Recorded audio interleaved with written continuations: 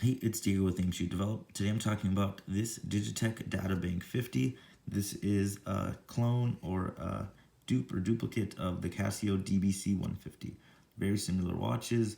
I'm going to get into the differences, but I just wanted to talk about this watch specifically. I do own other Casio watches, and I wanted to talk about the reliability that I've had with these and the experiences I've had with this Digitech. First things first, we're talking about the aesthetic of this watch, how it actually looks.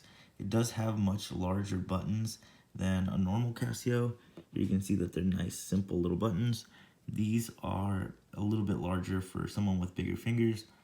I would say if Casio was a regular cell phone, this would be just like a jitterbug in a sense, much larger buttons. Another thing is the side profile. This is much thicker than Casio's 150. It does protrude a lot more, and it does have a little big of a casing. This is kind of what you would expect with Casio, a little bit more flush, a little bit simpler, and nice and close to the actual body. This one does protrude a bit more, as you can see. There we go. Some of the things that I found with this watch over time, I usually use these calculator watches or just these watches in general as stopwatches. My main channel is about photography, so I do use this when mixing chemicals or pouring the chemicals in for developing film. As you can see here, some of the functions, just kidding, but this is what I use primarily. Let's see, let's just stop it here.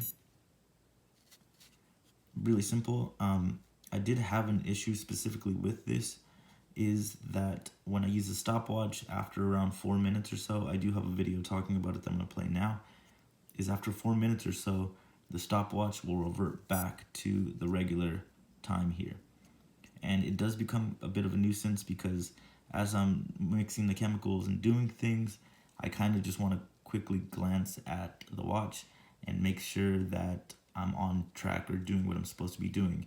And if it reverts, my hands are usually tied with, chemicals, mixing, pouring, turning things, so I can't, go and click on that many settings really quickly to see if I'm on time or not. Usually it's within a minute period or so, and sometimes it's, the little details with film is going to come out in the development. So that's something that did irk me a bit, that I didn't find too much of reliability with this watch. It definitely did not instill a bit of confidence with me off the bat.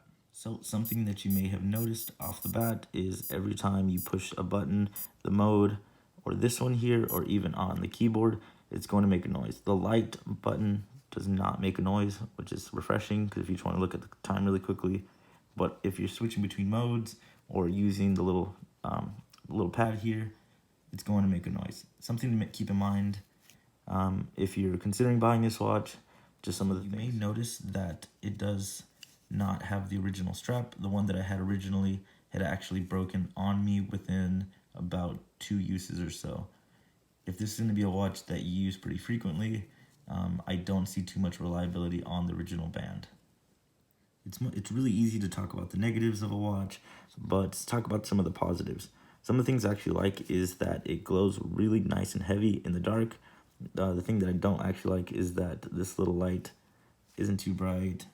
At night you can kind of see it better, but it's not too crazy. But I actually like this little glow in the dark feature. The biggest selling point, obviously, with a lot of people is the price point. I picked this up for about $10, which is really cheap. This nylon strap, even as a replacement, I paid $1 for. So it's really nice. It does have like this cool aesthetic. So if you're looking for something reliable, I definitely would recommend shelling out the money for a nice Casio. You don't have to go too high end. This is just a simpler Data Bank one. There is the Data Bank 150, and those do get pretty expensive. But I did pick up this one here, which is a bit of a newer one with a negative display. And I use this one as a stopwatch because I like the white color, I like the simplicity, and I like the band, how soft it is, and how nice it feels on my wrist.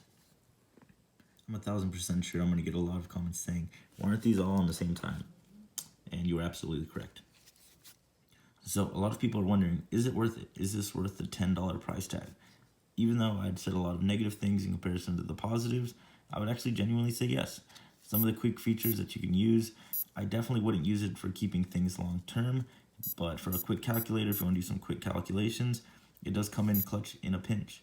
And if you do want to try out some of the things like the time zones, you can check out some of the other things. I think it actually works really great. It's not as slim as the Casio, it's not as polished, but for $10 as an aesthetic piece, because I mean, aesthetically, it looks cool, it looks vintage.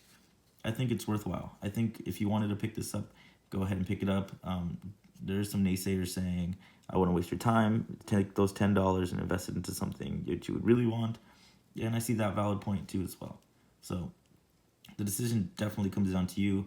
I'm happy with my purchase, spending the extra dollar on the band, and I like to wear it out just to check out the time. It's a piece that I actually use just to wear out, just for the aesthetic. So, but when I definitely want to get stuff done, I definitely go with this. This one does have a ton of phone numbers stuck in it, and I use this one as a stopwatch. So if you like this video, I have another Casio related watch video where I talk about the Casio WQV1, which is the wrist camera video, one of the first wrist cameras ever on a Casio or even on a watch in general. So check that out. Subscribe to the YouTube if you like the way I'm presenting this, or if you like the content. I have tons of analog stuff, mostly film stuff, but a lot of other things. And also, you can check out the timestamps to see how long it took for me to make this video. Some of these things like editing and making sure everything's right does take a little bit of time, so it's pretty fun to see the time jumps between the two. So yeah, that's pretty much it. Usually say keep shooting film, but I guess I don't know, just keep checking your watches, I guess. I don't know. Make sure to update your time, something I should probably do. Yep. Peace.